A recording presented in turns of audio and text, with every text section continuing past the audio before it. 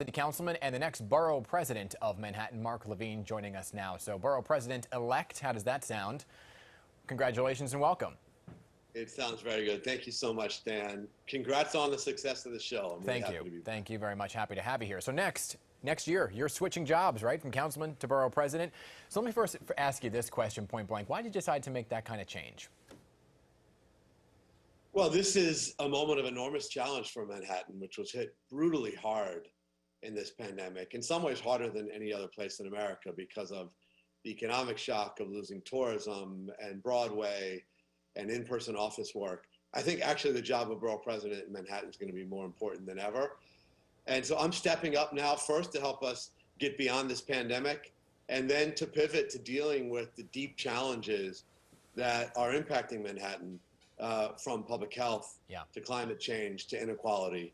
So, and I can't wait to hit the ground running in January. Of course. And when you start that job in January, what do you see as priority number one for Manhattan? Is it bringing people back to office buildings, as we see now in new reports that only 50% of people are back in offices? And that's really the lifeline for so many things. It has a ripple effect.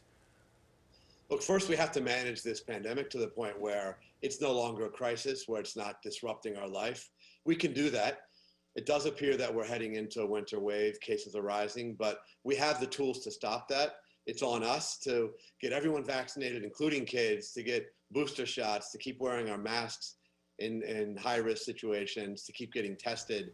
And then we can pivot to deal with the underlying challenges, some of which I mentioned. And yes, the loss of in-person office work is a huge problem for Manhattan. There's a whole ecosystem of small businesses around every midtown building, street vendors, shoe repair, restaurants.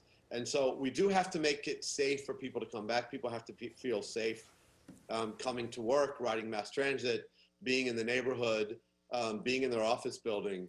Our economy does depend on it. Now, the nature of work has changed, and some of that office space could be repurposed to be housing, to be affordable housing, to help deal with that crisis. So there's opportunity there as well. But this will be a top priority for me, and I think all city leaders beginning in January. So, and obviously crime and safety concerns are the top of the list for New Yorkers as well, right? And just this past week, there was this horrible sex assault in Central Park. So what can be done under the purview of a borough president to really step up safety in Manhattan? Well, this is a serious problem. People talk about this all the time to me about feeling less safe. And so we need a multi-front response.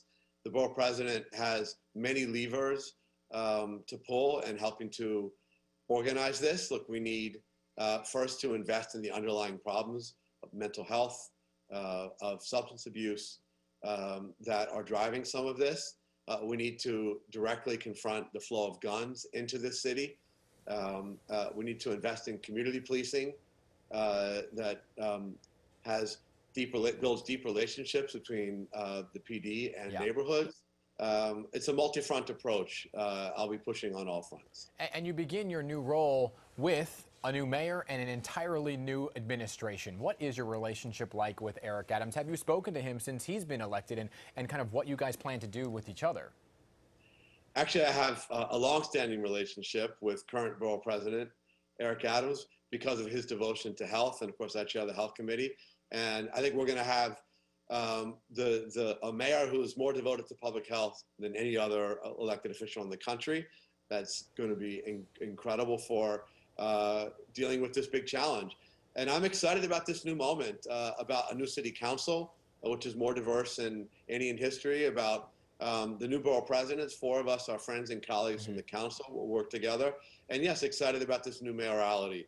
This is a moment of enormous opportunity for the city as we pivot to new leadership. A moment of crisis, but I am absolutely confident that we're going to come out of this stronger. A different New York City, a different Manhattan, but I think we're going to be a healthier, safer, and stronger city. Almost out of time. Do you agree with Eric Adams on many issues? There's a lot of talk right now about plainclothes anti-gun units. There's a lot of talk about looking at bail reform in Albany. Where do you stand on these issues?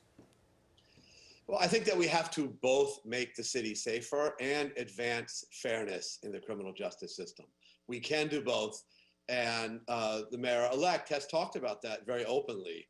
That is the right balance we have to strike. We need accountability in policing, of course, and he's spoken openly about that.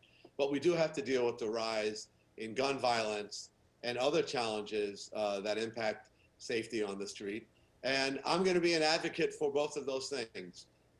Smart solutions to make us safer while ensuring accountability, avoiding over-policing in communities of color.